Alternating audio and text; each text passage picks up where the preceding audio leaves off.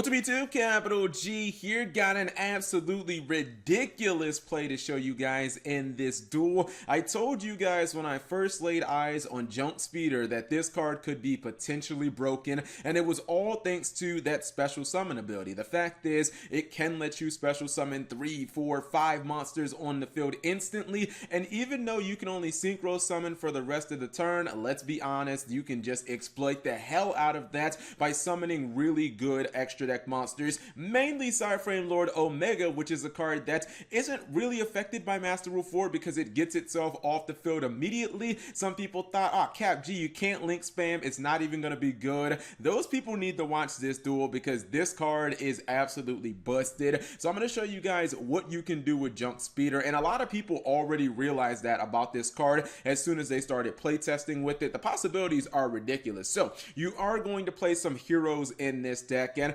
I guess unfortunately for him, after he activates a hero lives, his opponent does have that Ash Blossom, and that's a juicy card to kind of throw out there and hope it doesn't get Ash. I would definitely Ash Blossom a hero lives, but luckily for him, he does have Called by the Grave. I mean, a hero lives does require you to pay half your life points, so I'll definitely take that 1-for-1. So he's going to get his Shadow Mist, then he's not going to use the effect to get a match change. You don't want to go that route at all. There isn't going to be any Dark Lord or Dark Law shenanigans, I should say. Basically, what he's just trying to do is he's trying to get to a Synchro play here. So you can see he has his Jet Synchron, his level 1 tuner, and you know, you combine that with the Shadow Mist, the level 4 non-tuner. Boom, here comes Junk Speeder. And this is the ridiculous part of this card. Now, at this point, he is going to actually chain link this off. He's going to make Shadow Mist chain link 2, and he's going to make Junk Speeder chain link 1, and he is going to get 4 monsters, if I'm not mistaken, from the Junk Speeder. And this is cool, since he searched Malicious, this means he can get it into the graveyard because our good friend Junk Synchron is already in the graveyard because it was normal summon. So he's going to be able to get Malicious right there. So there's Omega Part 1.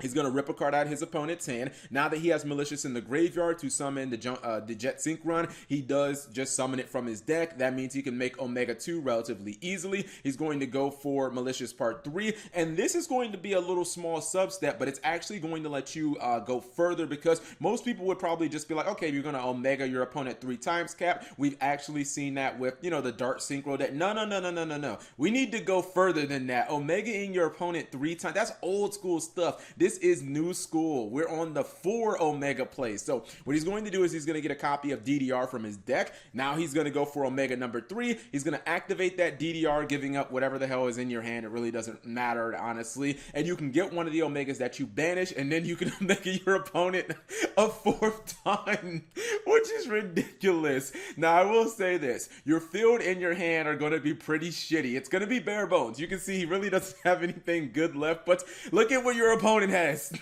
You know what I mean? So if your opponent is like, man, you ain't got no resources left, like, bitch, you have exactly no resources left. The only thing your opponent is going to have, basically, if they didn't use any hand traps, is 1 card in their hand, and then they're drawing the 1 card. And the thing about it is, even though this isn't an OTK per se, when those 3 Omegas come back, that is clearly enough to OTK your opponent. Now this guy, again, he only gets 1 card because he did use a hand trap, unfortunately. And I'm sorry, Red Resonator is not gonna, Red Resonator cannot beat 3 Omegas. It just can't. Like, it doesn't have that type of power. So he's gonna be able to OTK him just easily during his next turn. And with nobody really playing battle traps or anything like that, like, this is a play that could be disgusting. It would not surprise me at all if people just played these Junk Speeder decks completely around, or they basically just transitioned them into being Omega decks, because it seems to kind of be the best, really the best thing that you can get out of Junk Speeder, because Omega is a card that I forget, is Omega still limited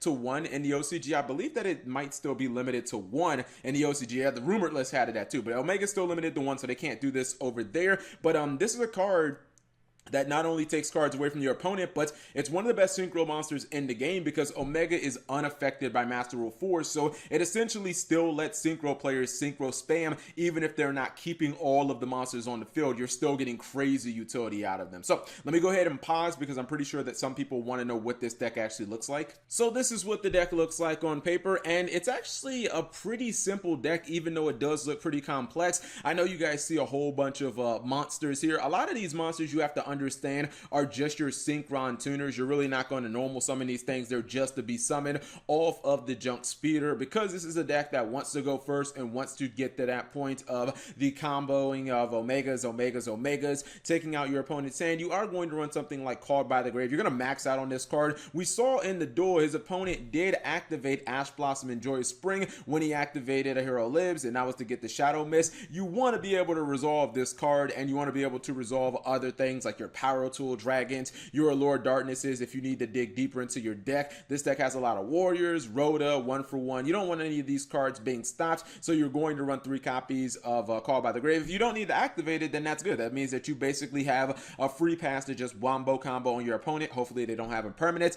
Because you were using Power Tool Dragon, or we saw Power Tool Dragon in the duel, that means you are going to need to run a lot of equip spells. I know some of you people think that equip spells are only to be used with a sold cap. Are you trolling? No, you can still use equip spells with other cards from the past like Power Tool Dragon. DDR was the card that was used in the duel, but you know, ideally if you open with one of your DDRs, you want to have other equip spells so that you can resolve your power tool. So Divine Phoenix Blade, there's a lot of Warriors in this deck. We've seen this card be used in the meta. Also Living Fossil, Goki players do this as well because this is basically like a Monster Reborn. If you're using the card for Synchro material, it really doesn't matter if the monster has its effects or not.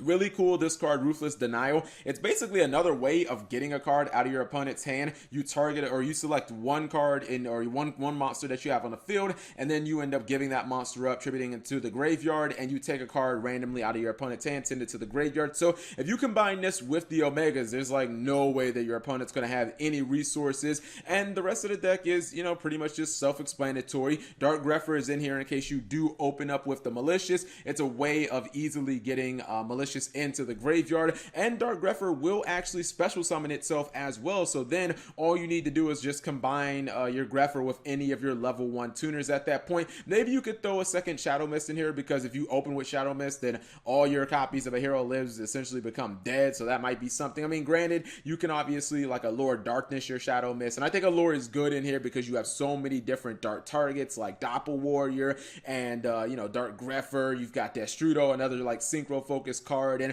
all these other Synchron monsters.